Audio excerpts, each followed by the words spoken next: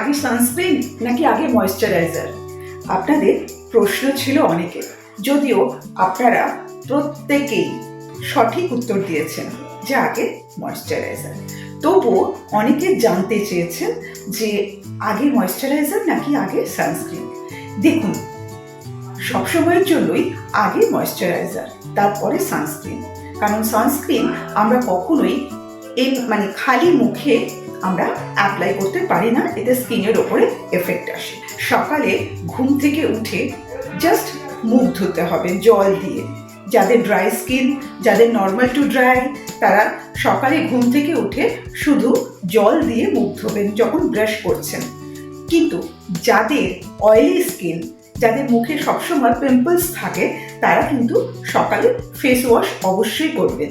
মুখে পিগমেন্টেশন আসছে, যদি আপনারা সঠিকভাবে সানস্ক্রিন ব্যবহার করেন তাহলে কখনোই স্কিনের ওপর এই প্রবলেমগুলো আসতে পারে না। যাদের এরকম সমস্যা আসছে, ব্ল্যাক স্পট, তারা ভিটামিন সি সিরামটা ব্যবহার করবেন। ভেজা মুখেই 1 ড্রপ করে ভিটামিন সি সিরামটা অ্যাপ্লাই করে আঙুল দিয়ে ব্লেন্ড করে নেবেন, 5 মিনিট ছাড়বেন।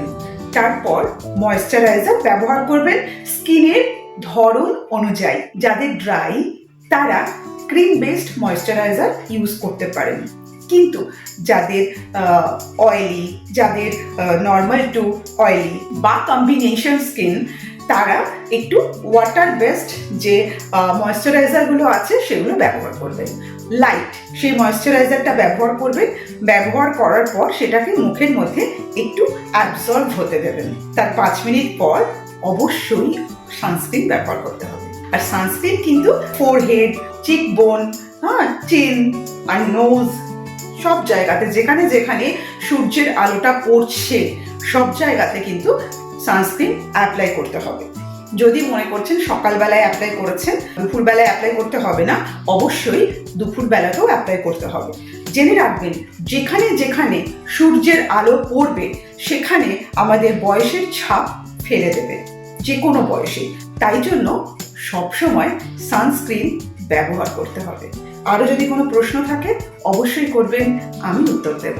আপনাদের কোয়েশ্চেনের উত্তর আমি দেব না, সেটা হতে পারে না। ভালো থাকবেন।